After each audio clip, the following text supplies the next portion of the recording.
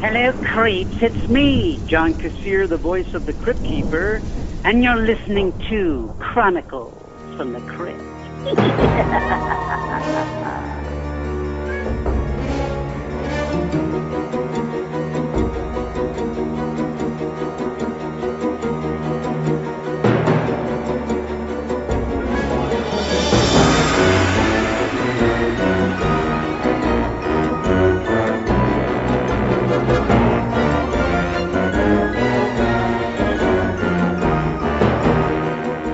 Hello there, I'm Casualty Chris. And this is Father Malone. And we are the hosts of Chronicles from the Crypt, a twice-a-month look at the cult horror anthology series, Tales from the Crypt, that originally aired on HBO from 1989 to 1996. Now, in each of these podcasts, we're going to be examining 2 episodes of the television series, and along the way, we're going to have some bonus episodes where we examine some other tangentially related tales ephemera, like a cartoon series and a game show, and some of the movies also that were based upon Tales from the Crypt. If you're just joining us, we've already covered in the entirety of Season 1. We're heading into the home stretch of Season 2 with Episode 13 and 14, korman'skalamity and Lower Berth. And in between Season 1 and Season 2, we actually covered the 1972 Amicus Tales from the Crypt film, which, if you've never seen it, you should watch it and then listen to the episode on our thoughts, because it's really, really good. However, absolutely. Same can't be said for the 2 episodes we're going to be talking about on this episode, korman'skalamity and Lower Berth. Yeah, man, we've had some dogs this season, and they're barking right now with these 2.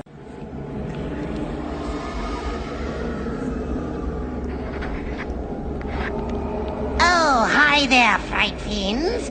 How'd you like my rancid rendering? Not bad for an amateur. Hopefully it'll give you an inkling of what tonight's fungusy photoplay is about. Because long before my eerie offerings appeared on your silver screen, they were a magazine called, get a load of this, Tales from the Crypt. So tonight, let's take a behind-the-screams look at a struggling artist named Jim Corman, who one day got a little too drawn into his work. korman'skalamity, the episode aired June 26, 1990, directed by Rowdy Harrington, written by Terry Black, stars Harry Anderson, Cynthia Gibb, and Colleen Camp. The episode focuses on Harry Anderson as an illustrator for, wouldn't you guess it, Tales from the Crypt, who seems to all of a sudden have the power to make his drawings reality due to the slow sperm count drugs that he's taking. And a cop played by Cynthia Gibb is investigating the monsters that are coming to life from his illustrations. This is a bad episode. Yeah, it's not good. And let's start right at the top with the writer, Terry Black. He is awful. He wrote Dig That Cat, He's Real Gone, but I don't think he actually brought anything to that script. He just sort of retyped it from the comic book, and any sort of fun to be had in that particular episode was from the direction and from those actors. And I think, left to his own devices, he's even worse. Because, let me point out. Okay, so korman'skalamity was originally published in Tales from the Crypt. This is an actual Tales from the Crypt story they adapted here. That was in issue number 31. It was written by Al Feldstein, and it was drawn by Jack Kamen. And the original title was korman'skalamity. It was completely set at the offices of Tales from the Crypt. So this is like metatextual before there was such a thing, where they're luring Jack Kamen to join them at their comic book shop. And at the time, Tales from the Crypt was not yet a title. EC Comics originally started with sort of adventure stories and more often than not romantic stories, like true romance kind of stories. And so they lured Jack Kamen there because he draws girls so well. And then sort of halfway through his tenure, they switched to horror titles, and it's about trying to convince him to come over and start doing those as well. We often talk about how they should stray as far as they can from the original source material to make it better. And they definitely did that here, but much to the detriment of the episode. I'm not even sure why they changed it to Corman. Like, Calamity. They have characters that are clearly Al Feldstein and Bill Gaines, the publisher and head writer of the series, but they've renamed them as well. And then they've given this entire crazy subplot with the sort of shrewish wife played by Colleen Camp, who, by the way, is terrible in this episode. Am I wrong, or was she just going for an entire other form of acting that she thought everyone else was going to be doing?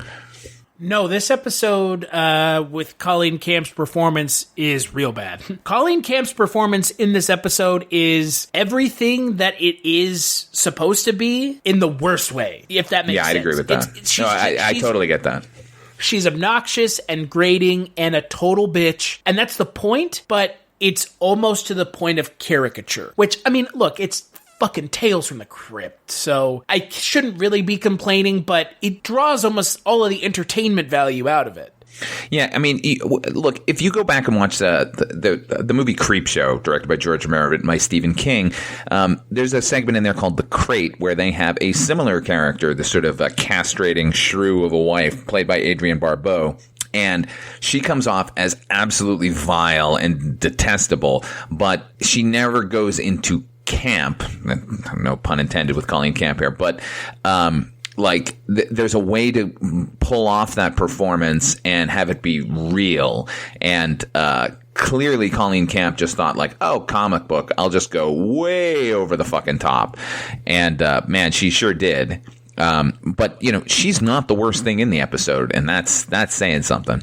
No, the worst thing in this episode is the entire episode. It's the effects are really bad, which is astounding considering that Tom Woodruff Jr. worked on the effects for this episode. Well, I did like the one zombie that came out of the refrigerator. I thought that was pretty good looking. The monster that attacks Richard Schiff sure isn't. No. Well, that's the thing, he's drawing for Tales from the Crypt, yet the monsters he's drawing for Tales from the Crypt look like they deserve to be in, a children's coloring book. They're, that's so true. cartoony, and they're so cartoony and over the top that it doesn't really mesh with the rest of the episode's tone. Yeah, I hadn't really considered that, but yeah, I mean, what the other interesting thing is that this cop Cynthia Gibbs character is investigating them because his drawings are very similar to odd events that have been happening all through Los Angeles, including with a dinosaur in somebody's car and whatever.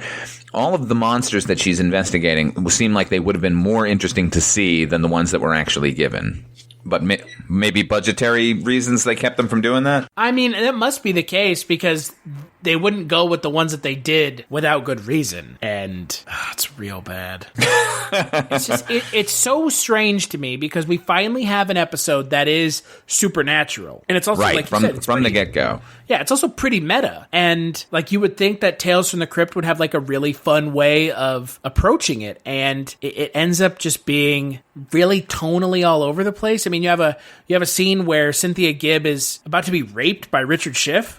Yeah, that was so off-putting in the middle of this for no good reason. I mean, look, he gets his comeuppance, I guess, but it's one of many muddle-headed steps that the script takes.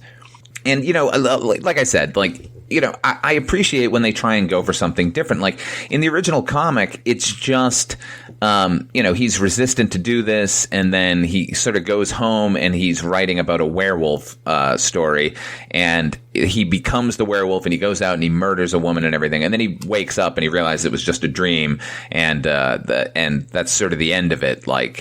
So the idea of an artist drawing something and it coming to life is fertile, but not with what they did here. It's just the same old story of I'm married to this shrew, and now here's this new possible love, and I got to get rid of her, and I don't know, man, just dreadful. Well, and what happens if Cynthia Gibbs starts becoming a pain in the ass to Corman? Is he just gonna draw her out of his life too? Yeah, he's gonna draw her being attacked by a vampire or something. I don't know.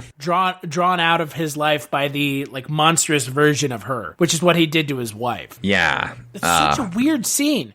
They're walking out of the Tales from the Crypt office as his wife is being murdered, and he's like, "Let's go get dinner." It's like, what the fuck is happening? Yeah, man. Are you exactly. married? He's like, not anymore. Oh dear God. Wah, wah. Yeah. Yeah, So I don't. strange. I know it feels like it was written in the 70s or something, like some sitcom, or Even the I don't know. music. Yeah, it's not that enjoyable, this particular episode. No, this episode is just, it feels like an interesting idea that just doesn't have the execution down because the people who wrote it aren't great at writing. No, and there was a lot to be mined from like just the offices of EC Comics. Like it could have been a really interesting period piece, and in the original comic, like all of the writers and artists like make appearances and they're sort of commenting on them and stuff, and maybe people in 1990 who had never known the histories of any of those guys wouldn't care, but then again, they can kind of do whatever they want here, and having a layer of sort of historical value would have been made the episode sort of stand the test of time, and yet they just chose the same old, like, I got to get rid of my this bag of a wife. She never stops nagging me. Like, let's get her killed, and off I go. It's just like, ugh, I don't know. Queasy. And the other thing about this episode that's a little strange is it's so comedic. It's like, it's so funny. It's such a quote-unquote funny episode that doesn't even have, like, there's no comeuppance. Like, Corman doesn't... Yeah, I mean, what? Yeah, exactly. Like, the wife gets the comeuppance, and what is she railing against other than him, like, not doing his job and making money, and like cheating on her with this cop? Like, yep, she deserves to die. Yeah, it's a real bad episode. So for me, this is a skip. Skip it hard. Yeah, big time skip. Not a great episode. And that's unfortunate because, again, it was an interesting idea. It just doesn't really go anywhere. So let's talk about the next episode, Lower Berth. Shh. There. Isn't he just so cute that you wanna? Whoops. Crypt Keeper here, kiddies. And speaking of kiddies, tonight's sickening saga should be subtitled A Tale from the Crib. Yes, dear fans, I've got a real nursery crime for you this time. It's all about the humble beginnings of my favorite horror hero. So call the babysitter and break out the bath bags as I narrate a nauseating novella with a very special place in my heart. I affectionately call this one Lower Berth. Episode aired July 3rd, 1990, directed by Kevin Yeager, written by... Oh, jeez. Every time his name comes up, it just makes me sad. It's going to be Fred Dekker, right? Fred Dekker. Stars Louis Arquette, Stefan Girosh, and Mark Ralston, along with Jeff Yeager as a two-faced man named Enoch, who falls in love with a 2,000-year-old mummy, which ends up getting impregnated by two-faced Enoch, which then ends up becoming the Crypt Keeper. So this is a Crypt Keeper. So this is a perfect double feature. The first episode, Korman's Calamity, is about Tales from the Crypt. The second episode is the origin story for the Crypt Keeper, the story you never knew you didn't need and still don't need. Well, yeah. I mean, look, we maybe didn't need it. I remember reading this particular comic as a kid and loving it, just for the idea that they went ahead and gave us an origin for the Crypt Keeper. I'll point out this is another Tales from the Crypt. This could only be a Tales from the Crypt. This was issue number 33. It was written by Al Feldstein and drawn by the enormous talent of Jack Davis. This is one of those episodes where they follow it pretty closely from the original comic. However, the execution here is awful. Like in the original comic, Enoch, the two-headed character, is literally a two-headed character, and he's not alive. He's actually floating in this giant tank of like formaldehyde, and it's about this unrequited love where he somehow comes to life and the mummy somehow comes to life, and they've been staring at each other across this sideshow tent forever. And then one night they just sort of come to life. Not what they did here. They decided instead to do a not really a two-headed guy, just like a mutant with like two faces, kind of like a Siamese thing gone wrong. And I don't know, man. I mean, I like that they went for it to tell this particular story, but at the same time, the execution is so poor. Kevin Yeager is a good effects guy. He is not a good director. And, a little less said about Fred Decker and his involvement with the series, the better. Steve Winwood's isn't it Steve Winwood's music video where the two mummies are in love? You know what I'm talking about, right? No, I actually don't. Not in this case. Oh, my God. What the hell is that song? Oh, God. That's what whenever I watch this episode, that's what I think of. I think it's Steve Winwood, where it's like two mummies are in love or something. And when I watch this episode, I'm just like, this is just like a serious, straight-faced version of that. It's like, it's such a dumb idea. And it's so poorly executed. Like, it's a dumb idea that could totally work. Because how else, why does a Crypt Keeper look like that? But it's just so poorly executed that I just don't.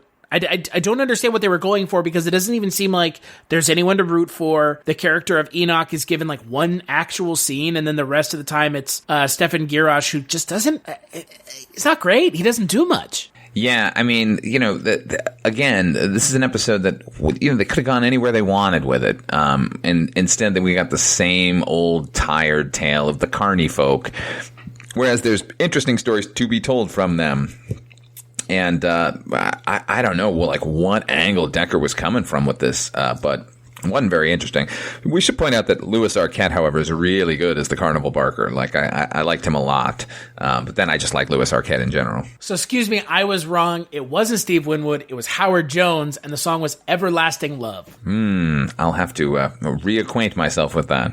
But it's that same thing where it's like two mummies are in love. It's like the same thing where it's like, okay, so there's the mortal and da-da-da-da-da-da, whatever, fine. But you're right, 100%, Louis Arquette is fantastic in this episode. But when is he not fantastic? Yeah, that's the thing. Like, he was not going to be bad in it. Like, he's really interesting and fun. It's just all the human characters that, this detestable guy who is Enoch's, trainer or caretaker who just sort of beats him, and obviously he gets his comeuppance, and then this new guy, I don't know. There was something sort of simple and wonderful in the comic, which is why this is such a miss. This idea of these two characters sort of like, staring at each other across the tent forever, and this unrequited love, and then, for some reason, they're both given this spark of life so that they can come together. I think there's something poetic and beautiful that could have been mined out of this. But this is not the story. Like, I don't know. This one was particularly galling to me because I had read the comic before I saw it. So when I saw the title come up, I was like, oh my God, they're going to do this story. And it was just like, oh, this is what they've done with it. No. And what else is really disappointing is that it has Mark Rolston in it. And Mark Rolston's great. Yeah. Like, I like Mark Rolston a lot. But not given anything to do. No, certainly not. Like, I don't know what they were doing this season. Like, I don't know. I mean, A for effort, I guess. But Enoch does not look great. The mummy itself is just okay. What's funny is that in the original comic, like I said, Jack Davis drew it, and he was another one who could draw girls really well, and like she was sort of voluptuous and alluring in a decayed kind of way, and they don't even really do that here. No, here it's just a woman in makeup. Yeah, and like she doesn't really even come to life. Enoch just breaks his bonds and then like absconds with the corpse. Like there's no magic to the episode. Like not literally or figuratively. It's just him running off and then somehow like they have a child. Like. I don't know. There's no spark of like wonder that could have been in the episode, and that's a weird thing to say about a two-headed creature fucking a corpse. But you can do that. Like we're ready as an audience to go with you wherever you want to take us, and there's something that could have been played out with this, and instead they just gave us garbage. Well, and again, it is kind of a disappointment that both of the episodes that are kind of meta, I mean, Lower Berth's not so much meta as like a origin story, but still it's involving something that we see every week, the Crypt Keeper, and then Korman'skalamity talking directly about Tales from the Crypt. They're both just nothing. They're not much of anything. Yeah, it's like they just sort of settle for the idea that like, oh, we're going to be making a comment on the thing that you're watching. And that'll be enough. And I think that, look, that's been a problem in humor for the past 20 years where it's just like, well, if we make the reference, that's the joke. Like, no, you actually have to be funny. Just mentioning the Knight Rider is not a good enough joke in something. And I don't know. I guess I put the blame for this episode on Fred Dekker, because Kevin Yeager is a good special effects artist, director. Yeah, no question. Yeah, director wise, this, it was serviceable. Yeah, this and Strung Along are the 2 episodes of Tales from the Crypt he directed, and he directed Hellraiser Bloodline. So, ooh, that was good. But it was yeah, okay. I don't know if you're being serious or not. No, I'm not. No, that was terrible. Yeah, but he's credited in that one as Alan Smithy, so... Well, there you go. That, like, that movie, at least, like, they were at least reaching for something with multiple timelines and stuff. If you told me it was his first effort as a director, then I could forgive some of the... Right. And so, and in that way, like, I'm not laying all the blame on him. It seems like maybe he was spending too much time one way or the other, and then everything kind of suffered, because Enoch does not look great to me. It's a better idea than in the execution. So, I don't know. It looks okay. I think the production design is good, but like, in everything, I always point out, like, the way you light something can betray, your intent. And in this case, it kind of looked more like sets to me. Because if you compare it to something like Dig That Caddy's Real Gone, which also takes place at a carnival, that looks like you're at a carnival.